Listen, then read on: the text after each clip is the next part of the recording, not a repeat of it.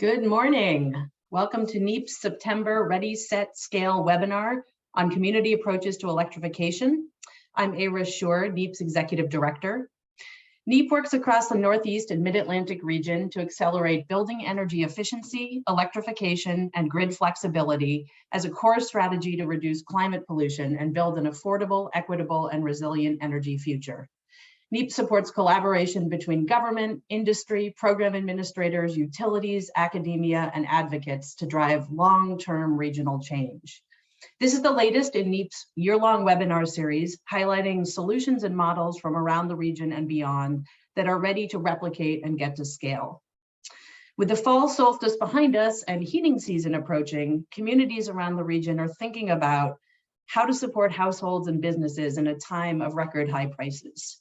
Electrification of space and water heating and other building energy uses using electricity powered by clean, inexpensive renewable energy holds the best promise for an affordable and equitable low carbon future. But getting to this future is going to require an all hands on deck approach.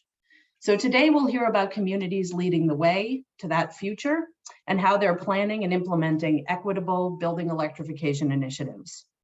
I'm going to turn it over to John Balfe, NEEP's Senior Buildings and Community Solutions Manager, to get us going. Hi, John. Hey, Ira, thank you very much. Teed up this conversation well. You and I have been talking a lot about these types of initiatives on the local level and why there's so much merit. I think we've got a couple of great speakers to highlight these examples here today. So thanks for the intro. You bet. I love you too. All righty. Great. Yeah, welcome everyone. Name's John Balfe, as Ava mentioned. Just a few housekeeping items to mention before we get started today. We've got closed captioning available on this webinar. So if you want to enable that or disable that function, you can do so in the lower right-hand corner of the Zoom panel. Feel free to message us for any assistance with that. The webinar is being recorded and will be shared afterwards, and as well as the slides. Please feel free to send in your questions or other chat messages through the Q&A function, again, within the panel on the bottom of your screen. And just a quick note in terms of the webinar flow, I've got a couple of slides to get through here in a moment and a little background to give out, and then we'll turn it over to our guest speakers for about 10 minutes each of presentation time. And then we'll have a good chunk, about 35 minutes or so of discussion time following the two presentations. So that's how things will flow. It's meant to be engaging and interactive. Please feel free to type into the chat or Q&A boxes at any point, and we will be getting to those questions throughout. So thanks again for joining us. And I want to send a special thank you to all of our sponsors, our allies, and our funders. As a nonprofit, we get funding from a variety of sources. First, Connecticut Deep as the sponsor of the Ready, Set, Scale webinar series this year, really enabling us to deliver this content on a monthly basis over the course of the year. Next, we have our private foundations that fund our work and really allow us to work on specific grants and projects. So thank you to our funders, the Allies Network, our private industry folks that participate in our Allies network, and lastly, our state partners that also fund our work. Thank you to everybody that has been listed on these slides here. We appreciate the support over the years and look forward to collaborating in the future as well. All right, so now before I introduce our first speaker, I'll just take a moment to give a little background on the topic here today. And the focus, as you heard, is really on community approaches to efficiency and electrification, which is a fairly broad topic. So let's dig into what that means a little bit. Jurisdictions, both cities and states, have aggressive climate goals across the NEEP region. And generally speaking, we know it needs to be done with respect to our existing buildings and homes to meet these climate goals. We know that we need to retrofit existing homes and buildings at scale. We need to swap out fossil fuel-based equipment for electric equipment. We need to weatherize homes and correct other health and safety barriers along the way, amongst other things. To do all that, though, we really need to create partnerships and engage residents and building owners and craft solutions that can be delivered equitably at the local level. And that right there is really the focus of today's discussion. How can communities streamline this process make it simple for residents to take advantage of, what partnerships need to be developed between municipalities and other organizations working in this space. And what are some of those examples of these innovative approaches that communities are taking? So like I said, we'll hear from two speakers today, and I hope that all the attendees will learn a little bit about what can be implemented in their own work, whether that's at the community level or working with communities. That's the goal of today's webinar. So first, I'm delighted to introduce Dom Lemper from Block Power. He's the Chief of Engineering there at Block Power, and he's going to share a bit with us today about the work that they're doing in New York and in other places as well to really electrify homes. So Dom, you can come on video and get yourself off mute and take it away from there. Yeah, thank you very much, John, and good morning, everyone. And thank you for giving me the opportunity to present today. So I can talk a little bit about Block Power. So real quick, right? Block Power is a tech company that focuses on electrifying small and mid-sized buildings in America with products especially designed and developed for the low and medium income communities. We are based in Brooklyn, about 70 employees who are spread out in several states. We have on the slide that you should see about Block Power, there's a few customers of ours, as well as private companies who have invested in Block Power.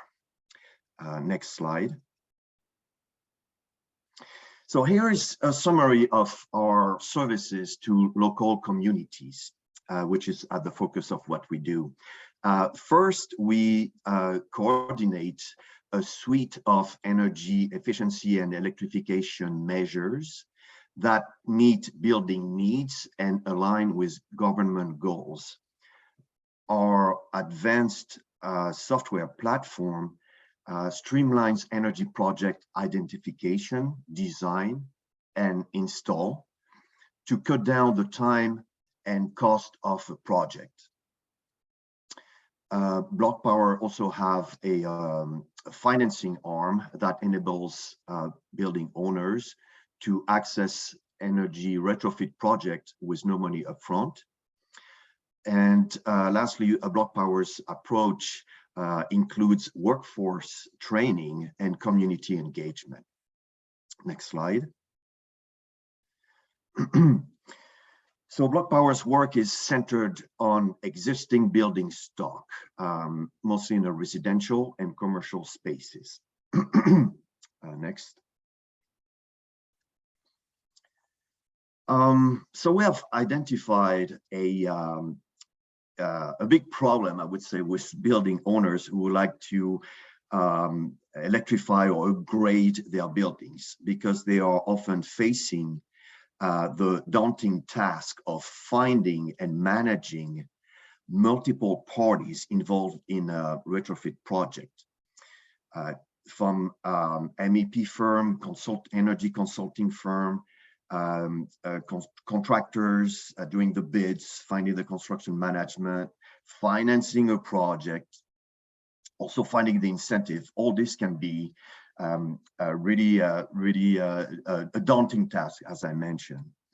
And we have found a way through a turnkey solution to develop those projects to really help resolve that complex process. Next slide. So during this process, although we are focusing on electrification, we don't stop at only installing heat pumps. We try to identify measures that could first reduce heating and cooling loads, and also tackle domestic hot water, as well as appliances, lighting, controls, and on-site generation. So the scope is comprehensive. Next slide.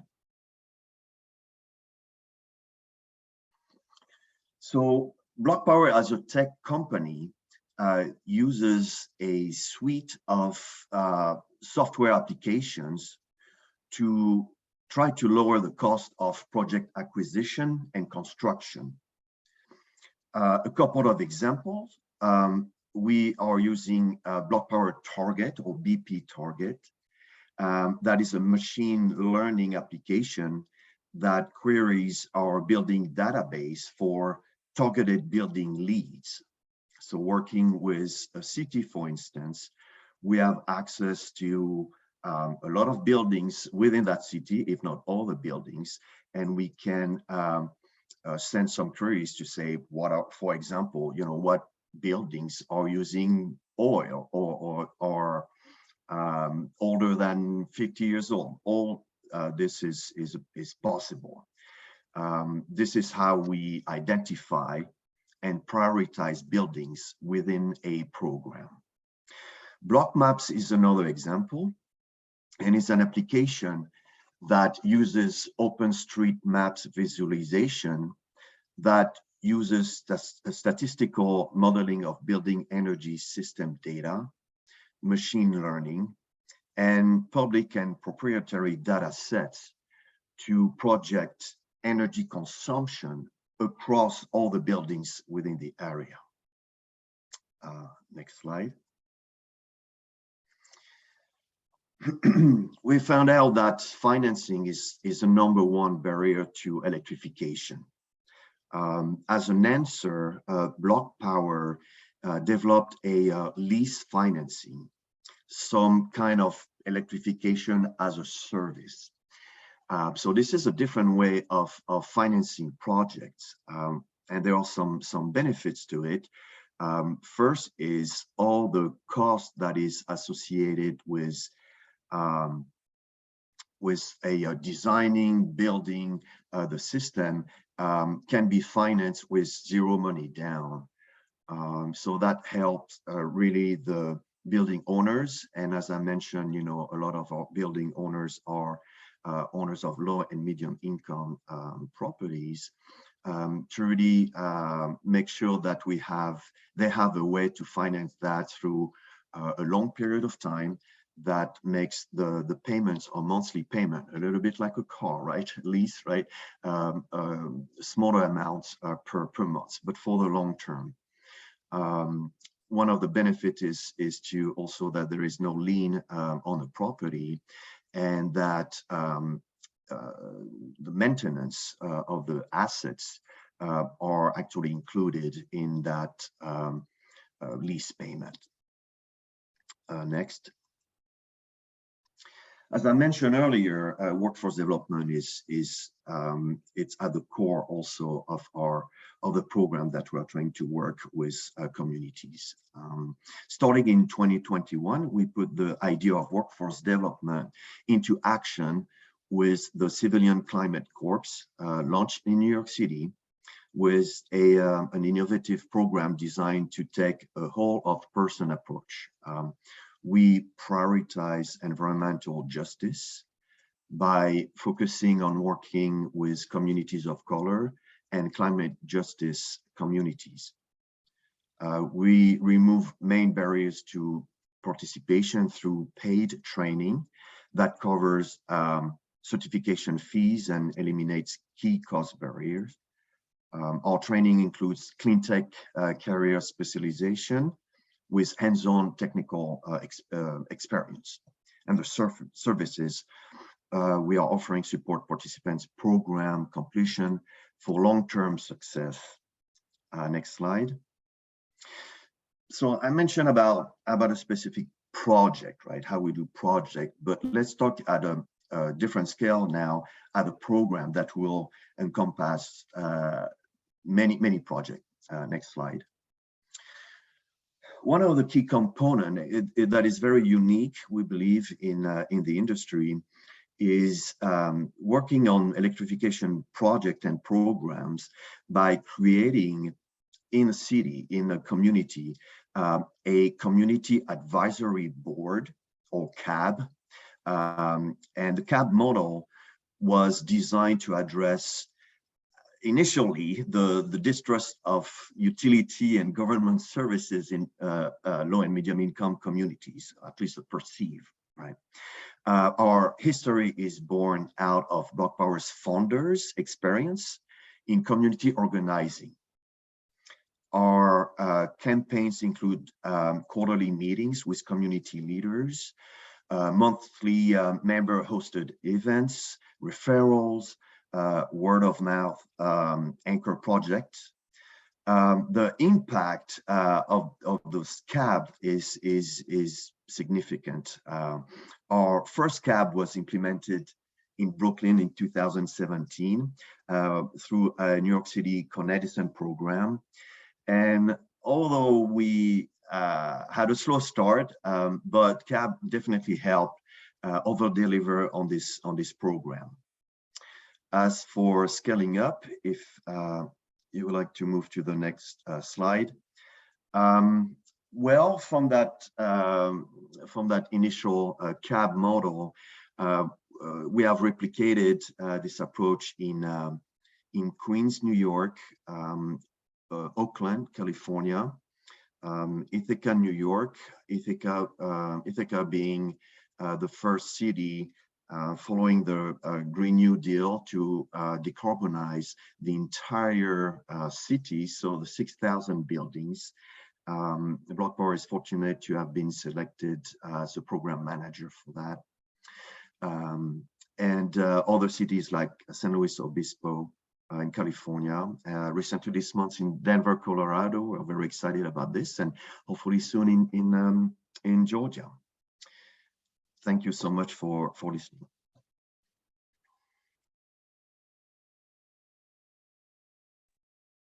Great, thank you very much, Dom. Yeah, we've got a couple of questions that came in. Keep sending them in for Dom, and we'll get to them after the next brief presentation. So for that, I will welcome on screen here Gabe Shapiro from All In Energy. He's the co-founder and co-executive director there. So Gabe, I'll hand it over to you to talk a little bit about what All In Energy is doing. Great, thank you so much for having me, and thank you all for giving me the opportunity to speak to you all. You can go to the next slide, John. So All In Energy, we are a 501c3 nonprofit that is accelerating a inclusive clean energy economy. We were founded in 2018 and recently are leading a statewide program that is funded by the ratepayers of Massachusetts to work with cities to close some of the equity gaps I'm going to speak to in a moment. So if you go to the next slide, I'll tell you what advancing a clean energy economy means to us. So as you all know, we have some of the nation-leading energy incentive programs here in the Northeast. You look at the ACEEE rankings, and I don't know, 6 of the top 10 ranked states are in NEEP's territory. But you know, it's anecdotally evident, and the data and studies sort of confirm that the programs are not benefiting all ratepayers and families equally. And you know, especially in Massachusetts, where I have the most experience, single-family homeowners living in suburban, whiter, wealthier communities are much more likely to participate than their renter counterparts living in multi-unit buildings who may speak languages other than English, be more on the lower end of the income spectrum. Those populations are not represented in the programs as much as they represent in the population. And on the other side, because we have all this amazing investment in these clean energy programs, we have a thriving clean energy economy in the Northeast as well. But on the flip side as well, when you walk into the headquarters of many of these companies, it's still an overwhelmingly white male-dominated workforce, especially at the leadership levels. And that's just another way that these communities are being left out of the benefits of our public investment in clean energy and the transition to a clean energy economy.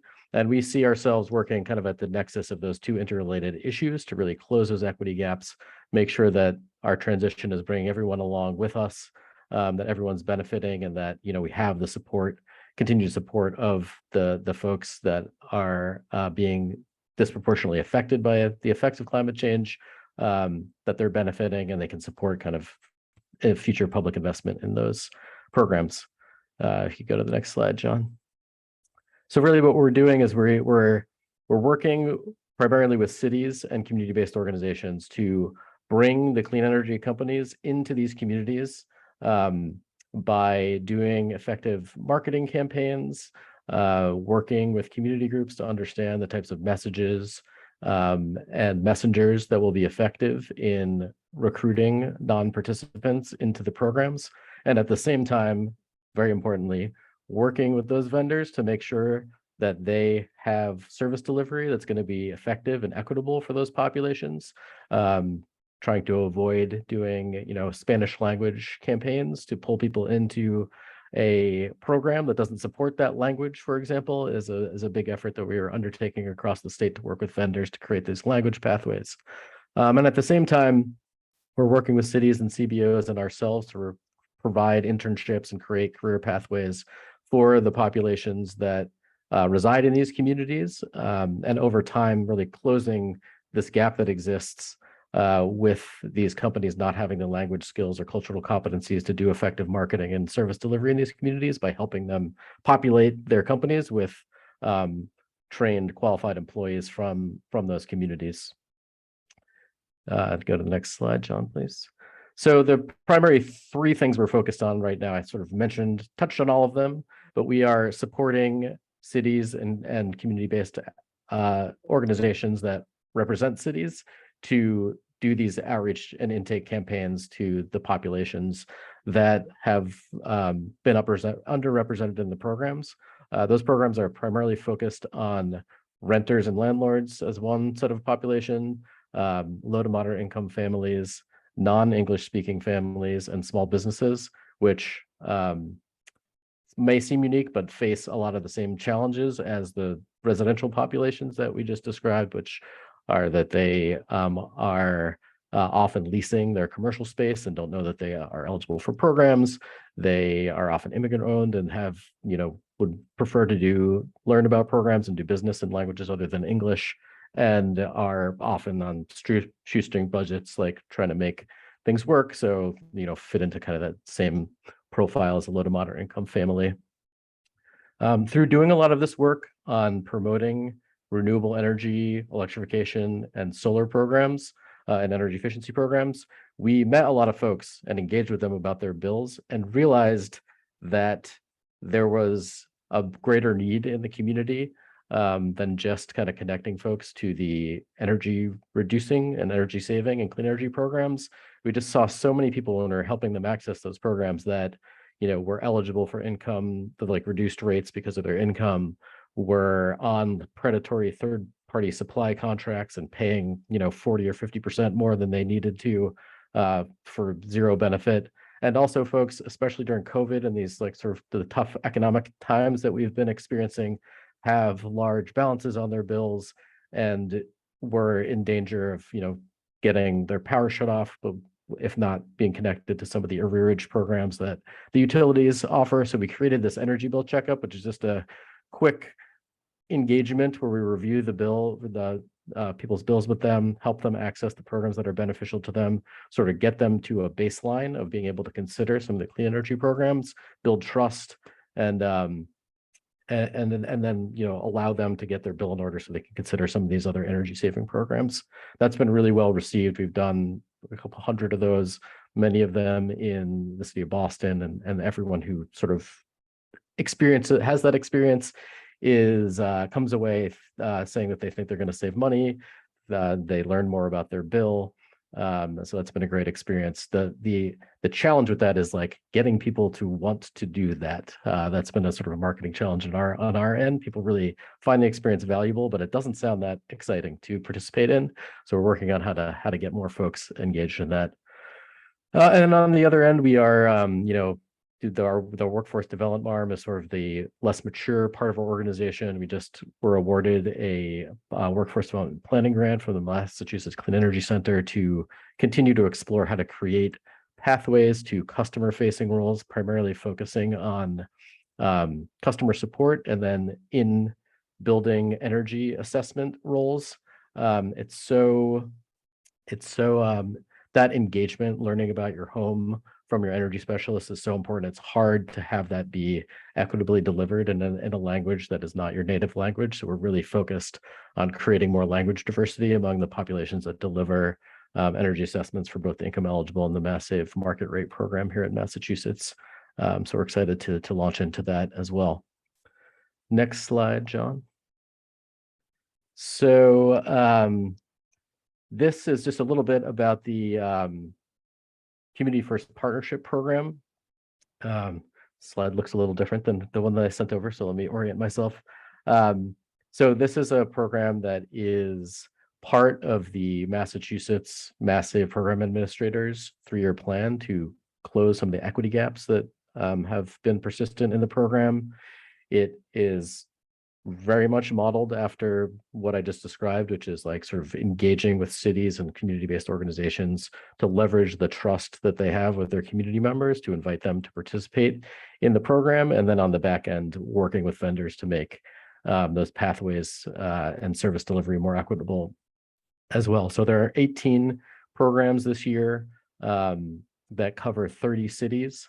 And there are options for the programs to be municipal led. So like municipal government is working directly with the Mass Save program administrators through All in Energy as the lead vendor. I should mention that we are the lead vendor for this program. And we're supporting these cities on how to do effective campaigns and also providing them all the tools to do customer outreach and intake. And then we're again on the back end working with all the vendors to make sure that the customers are being handled in an equitable way, and that they're not identifying and removing barriers to the service delivery. So that's one option. There's also an option for community-based organizations to be the lead for this program. So you can see we've got a couple community-based organizations that are representing communities. There's lots of teaming going on here with different cities working together, and then CBOs doing regional programs as well. Of the communities that we have in here, that's targeted towards Massachusetts environmental justice communities, and you can see like we're hitting the mark of having a lot of renter occupied units and really trying to reach these language isolated folks in these communities as well. I will put in a plug for any Massachusetts based CBOs or municipal representatives on this call that we are recruiting a new cohort for 2023 to participate in this program. You can email me and I can give you more information about that, but it's a really great program. We've helped a lot of folks access the program, and really we've been building capacity within these communities, both at the municipal level and the CBO level, even in the municipal led companies programs to really build the capacity to do this type of effective outreach around these energy programs, and identifying local barriers, statewide barriers, and working closely with the Mass Save program administrators to remove them. So the deadline is in about a month to apply for 2023. We'd love to see some more cities and CBOs represented in this program. Next slide, John. So I just want to talk a little bit about the challenges for the populations, including the small businesses. I think there's been some studies that the Mass Save program administrators have put forward to identify the groups that are underrepresented and then kind of understand the barriers they're facing. And their conclusions are largely aligned with what I've observed anecdotally working in these programs. The first is just awareness. We have a lot of mass marketing that doesn't necessarily reach renters or non-English speakers. Renters may not know they're eligible because they don't own the building to participate in programs and to benefit by reducing their own bills. I would say that's one issue. I think targeted marketing can be good, really good. But in this case, when you have for-profit companies targeting who they want to spend their marketing dollars on, those dollars are going that really could widen the equity gap. So they're going to target single family homeowners who have higher average incomes and can produce larger jobs for them, and they can sell add-on services, and it's legitimately harder to work with a renter occupied building or a landlord or a condoized building where you have multiple decision makers. So targeted marketing is good on a cost effectiveness basis and maybe even a carbon saving dollar per carbon saving basis, but from an equity basis can exacerbate the issues that we're facing.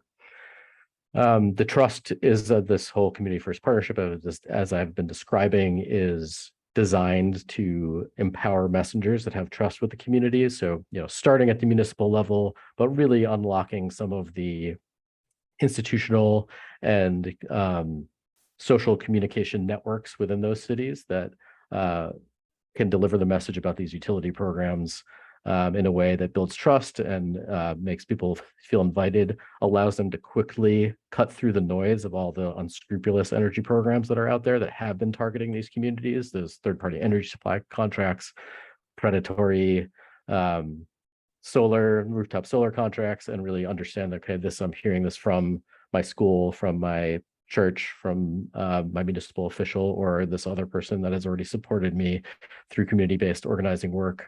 I know I can trust this program. The access is one that is a big barrier. So as I mentioned before, building awareness and trust and getting people to raise their hand to participate is like half the battle. Like, you have to make sure that the program is going to be accessible for them. The program, designing programs for the margins rather than the middle is like really critical. So like, recognizing that we have multi-unit buildings that have tenants of different incomes in them, and kind of figuring out how to smooth out the program so that, even though we've designed the program to have different bifurcation of the income eligible and non-income eligible programs, dealing with the fact that there's complexity in the marketplace. And then time is the biggest barrier for everyone. Like, people are busy. These programs are great. They do save money often with little or zero upfront investment. But because this is interrelated to the other issues as well. Like, people don't have time to proactively learn about programs, to proactively look at which programs are going to be good and which ones are scams. So you want to make the barrier to action very low. And I'll talk a little bit about some of the ways we're trying to do these on the next slide here. So as I've already mentioned, like, involving cities and local community-based organizations is critical. You get the right messengers that not only, those entities can directly reach out to folks or facilitate reaching out to folks, but they can also build institutional trust so that these programs can then unlock some of the other institutional networks, like houses of worships and schools, who aren't going to like participate, like lead these programs, but will welcome, will further the message for you if they can, again, easily understand this is a program that the city supports. I can get behind it. Meeting people where they are is super important. This is the time barrier issue. So, again, we do direct mail and do social media, but like meeting people face to face in a place of trust, getting them quickly excited about the programs that you're promoting, and then giving them an immediate pathway to action is one of the most effective ways to like get people over that time barrier. Don't give them homework. Don't send them to a website. Just like get them where they need to be while you're talking to them is really effective in reducing that time barrier. I've already mentioned this, but like thinking about the whole customer journey, you can get people into the program, but if it's not going to work for them, it actually has a negative effect. You get negative network effects of people telling their friends and neighbors they tried this program, it didn't work for them. So really thinking through that before you do an outreach campaign is important. And then using data, I think this is consistent with Dom's presentation as well, figuring out which buildings to target, which neighborhoods have the populations that have been underserved, figuring out where to, invest that budget in a tabling resource or canvassing or a direct mail piece, understanding where the folks you want to reach live and where the participation rates have been low is important to successfully reach those folks and close the equity gaps in the program. I think that was the last slide I had, John. I have some examples of where we've done this successfully, but I'll save those for any questions about work that we've done.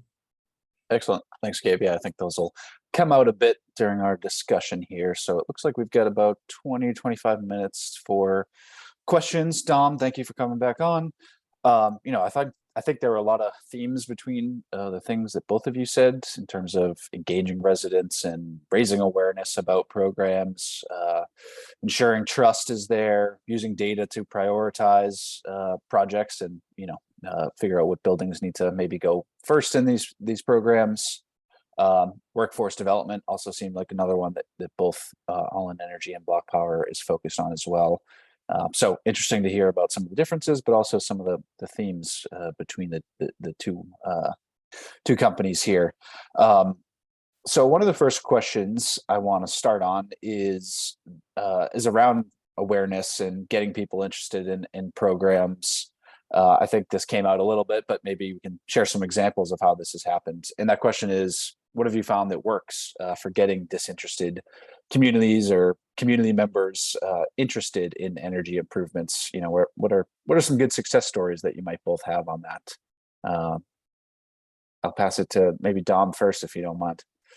Yeah, no, absolutely. So what we have found is really through those community advisory boards to really engage very early elected officials.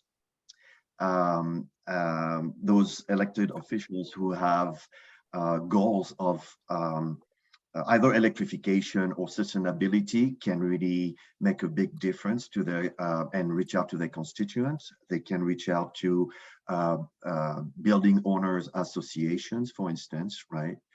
We have worked very closely with elected officials and have a meeting and held meetings on a monthly basis, right? Just to say we're open for discussions, right? Something that Gabe was mentioning, direct communication is very important. It was mentioned also in Gabe's presentation about houses of worship, and we have one example actually in Ithaca where we work in a community where there's a community center, there's a church, right?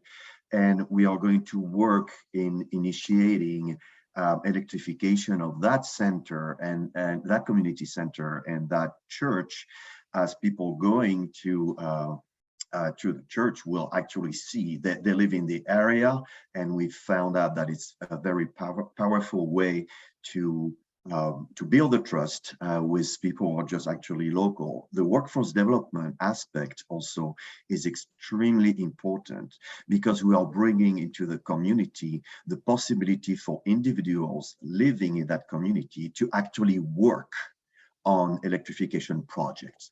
That is very impactful.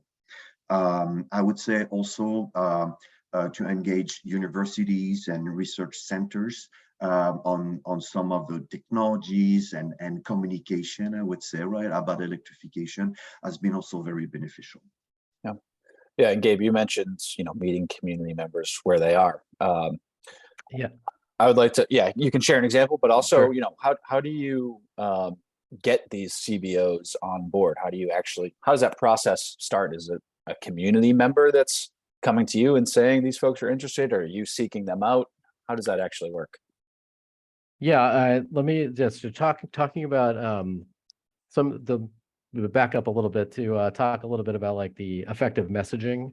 Some of the studies, the research around this, like has in addition to kind of the trust barrier, prioritization of these programs from these non-participants is an issue you want to address. So again, energy efficiency and renewable energy is only a priority for folks whose other basic needs are met. So like having this energy bill checkup or something that's going to help them with other issues, helping them pay their bill, get an arrearage program first is important. And then I think a lot of this is about relevance. This is another highlight from those studies. You have to connect your message has to connect the program to that individual population's needs.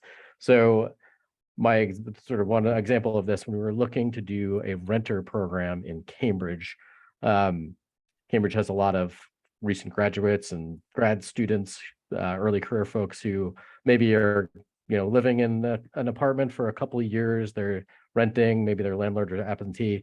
The city has really wanted to get into some of those buildings that hadn't been treated through the Mass Save program.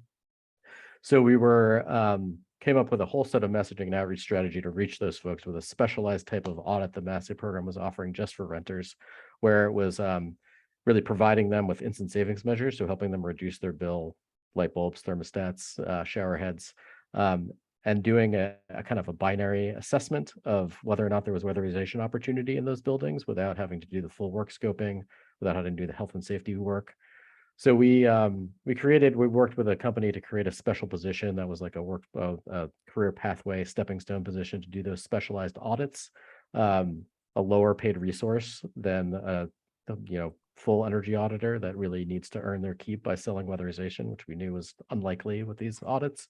And then that was sort of a service delivery barrier, and then to make it relevant for the tenants, we really tried to come up with messaging that would resonate with them. So it's not only about saving some money for yourself, but like what actually wound up working is connecting this to leaving a green legacy for the tenants that were coming after them. So like you're going to put in this thermostat, like not only are you going to save money, but like all the tenants that come after you are going to be able to have this resource. And like you change this light bulb, it's going to last for 10 years, like all these folks. So you're like making it more about not just them saving money, which they all would like to do, but like sort of making them part of something a little bit larger. Remind me of the other question that you asked me. That was not that what I just did not answer. How to get CBOs involved. Yeah, it's a bit of both. I'm doing this right now, like actively recruiting CBOs in cities for the 2023 process. And it is a bit like we have some CBOs coming to us, like wanting to do this work. I think the important thing with community-based organizations who are maybe focusing on a lot of things other than energy efficiency is like, again, making it relevant for them and like how these programs can benefit the folks that they're already engaged with. And then like super importantly, if you're asking them to add capacity and add programming, like you have to bring resources with that and training. So I think the community first partnership is one of the ways there's funding through the program administrators. But we've actually worked with a lot of CBOs to find additional funding, so like help them apply to EPA grants through the Mass CEC has other grant programs that are focused on energy equity to really make them feel comfortable that they're going to take on this new challenge for the community, that there's not only the resources that we provide, which helping them understand how to do it effectively so they don't have to like recreate the wheel, but also that there's financial resources to back them with that. And I think, briefly, we were doing a program up in the Merrimack Valley. We were working with the cities up there. We found an organization, Groundwork Lawrence, that was doing some related programming. We worked with them for a few years to like kind of as just a messenger. And then as we were taking on this new role with the utilities, help them build the confidence within the organization to apply to take over the role that we had been playing within the community. And now they're representing 5 communities up at the Merrimack Valley. They got some funding through the EPA that we would help them get. They've got some other sources of funding, and they're getting this funding from the utilities. And now the program is being delivered locally. So that was one success story there. Yeah, that's great. We had a couple of thoughts come in about dealing with condominium buildings, buildings with multiple owners. How do each of you kind of go through that process? How do you deal with getting buy-in from multiple people in a building? Yes, that's definitely not an easy task, right? I mean, that's just having a lot of meetings, evening meetings, and bringing, I would say, a lot of communication on the whys. We should actually electrify and do the right thing. It's hard to get 100%, right? There's no doubt about that. And the effort is just like you have a condominium of 80 apartments is 80 times the effort, right? At the end, everybody will need to have their own responsibilities and own decision making. Very different from a co-op, for instance, right? Where there's a board, we need to convince the board, having the champion on the board and convince everybody else, in a co-op to work. So definitely co-op is a big definitely a big effort. Yeah, I don't have any silver bullets with condos. They're in some ways harder than like a renter occupied building, where at least you have one if you can reach the decision maker and have something compelling, it's like a little bit more streamlined. usually successful condo engagements start with one owner of the building that wants to be the champion and do like a lot of work with our support to get the other folks on board. I would obviously, if there's, from the jump, people are on board, you can help them work through some of the barriers and the building rights issues that you might need to overcome. But I think it is, and a lot of the work that we do with all these organizations, recruiting them, again, sort of back to the last question, finding an internal champion who believes in this and giving them what they need to sell everybody else inside the organization is really important. I think the same rings true for some of these condo buildings as well. Yep. Yeah, and make it a case study, basically, right, with a champion or champions, and share the bills and share what is really going on after a full retrofit, right? And it takes time, right? I mean, as opposed to projects that have in multi-family buildings where we can do that in one shot, I would say, right? And just spend 3 months in a building, or several months in a building to do the electrification project. Upgrades, right? Here is just stretched out based on how efficient the case study is and compelling the results are. Yep. Yeah, I would agree. Having that local anchor project that Dom was referencing as part of the block power model, it sounds amazing. Is a great thing to be able to point to. The more localized the case study is, the better, and like the more relevant it is to folks, the more it relates to what they're doing. So I think that's a really strong strategy that block power has. Yeah. For sure. It's something we always hear from communities about policies or programs. They want to see something happening in their own state, and probably even more so in a community, they want to see a neighbor that did it, or someone within their community. So highlighting those case studies makes a lot of sense. Doing that peer-to-peer exchange makes a lot of sense. There's a question early on around, and I'll kind of change the question a little bit, but I think it's interesting around increased costs and electricity rates. How are you all dealing with concerns about increased electric rates? I think Era put into the chat some thoughts on efficiency and not solely looking at electrification as the only strategy, but bundling it into other strategies. And I don't want to answer my own question, but yeah, how are you dealing with that issue of increased electricity rates? Yes, I mean, there's a lot of communication that will have to go with that.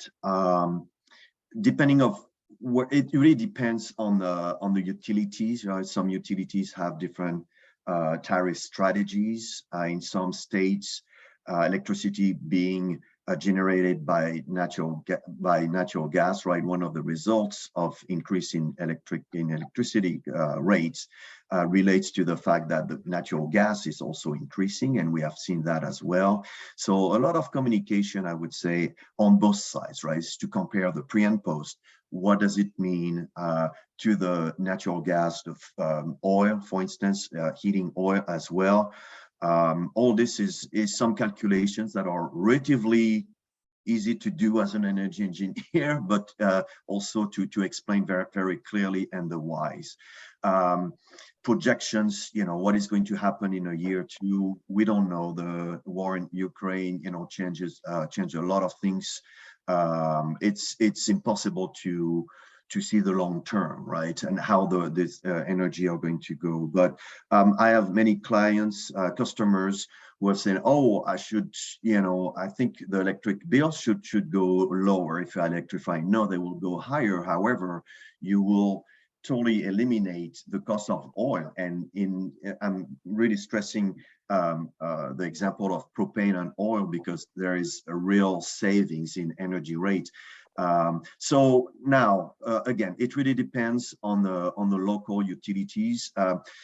We can look also at the tariffs, electric tariffs that are available, and some utilities and other are looking also at ways to reduce this.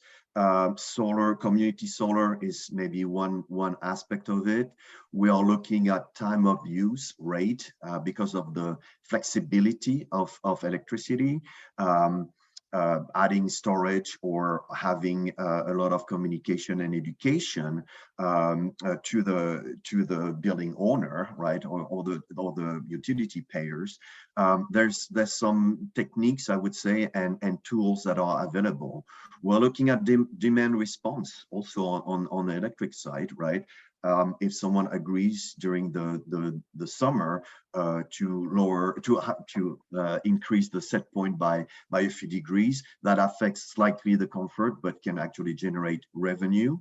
That is another technique. Yeah, I think this is a big concern. I think the especially for these priority populations, increasing energy burden is something that we clearly don't want to do. But at the same time, if we over worry about that, we're going to create this chasm of that we did with energy efficiency, of having all of these populations, all of these resources for electrification going to the wealthier people for whom we are as concerned about energy burden. And then all these income eligible homes are going to be left out of the electrification transition and are going to be left holding the bag on gas infrastructure.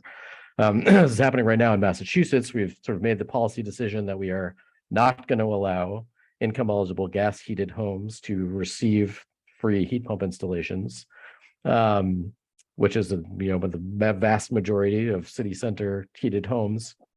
And I think Dom touched on a lot of the potential solutions, which I think we really need to work on accelerating, figuring out how to do citywide community solar, pairing that with electrification, and making ourselves feel comfortable about the energy burden and increased electric costs. Again, we're making these 20-year-long decisions based on geopolitical conditions that may only last a few years. Connecting someone, replacing their gas, connecting to a fossil fuel infrastructure that's going to be with them for 20 years, when maybe these lines cross and the energy burden is worse for folks that are heating from gas in just a few years. So I think it is important. We don't want to increase people's energy burden, but I do think we need to be doing a lot faster thinking about how to combat increased electric costs through new rates and tariffs, or through some much up-leveled and larger capacity, easier to access community solar offerings. So that's what we're doing right now. We're trying to pair electrification with community solar or on-site renewables to sort of help people feel more comfortable about the new costs. But it is a big issue with not a lot of real near-term immediate solutions. Yeah, that approach makes a lot of sense. Thank you both for that. So we've got a few more minutes left and maybe time for one final question. And this is asking you to both kind of think to the future a little bit and put on your visioning caps maybe. How do we scale up these types of programs? How do we reach more communities? What do you think is key to success there, from, taking what you all are doing and moving it to, to additional communities? Gabe, maybe I'll start with you to offer your thoughts on that. Yeah, I think so. What we typically at All in Energy are focused on are taking programs that we think and products that we think are going to work for the communities we're focusing, and doing the type of community-based social marketing, outreach, intake, working with vendors to make them possible, or to make them accessible and available to folks, to build awareness. Block power, and we need more block powers creating the products that are going to make that work for the communities that are going to be that have these issues around landlord-tenant incentive issues, and poor access to credit or other issues. So I do, and I think also needing to address kind of these energy burden issues that we just mentioned. So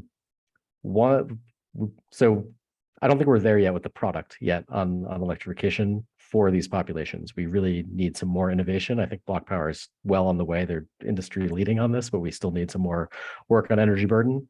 And once it's there, I think there are ways to get it to build, create the network effects that really create mass adoption. And we need to get there quickly because we are facing a climate crisis, but also, again, all this money that we're investing, if it's going outside of those communities, we're broadening the chasm of energy equity in our region. So yeah, let's figure out energy burden and financing, and then we can really blow it out of the water in the communities that need it the most. Mm-hmm. Dom, what about for you? How does this get scaled up? Yeah, so what I'm very excited about is what is coming up with the Inflation Reduction Act. That is going to, and we haven't touched base on this webinar yet, but this is going to be a game changer, right? From the initial information that was shared, again, a lot of people still try to figure it out, understand what it's going to be, but from our initial assessment, the low and medium income population could really benefit, can have a huge boost, you know, and make it not a one time, but just like to really really being the springboard, right? This is the time to actually look into that. For more wealthy individuals and building owners, there's still this tax credit that is going to be also available. So again, there's a lot of people trying to figure it out. 2023, we're certainly going to start with tax credit, and later on, states and others should receive additional funding from the federal source to boost through programs. That's what I'm anticipating, right? And looking at doing initial calculations, I mean, the incentive, if we could potentially combine for low and medium income property to really combine that type of funding plus the local available, if they are available, yeah, through utilities, anything that is currently existing, right, from the program, the cost of electrifying a building and make it more efficient is going to be extremely reduced. So yes, so there's a great comments about Rewiring America.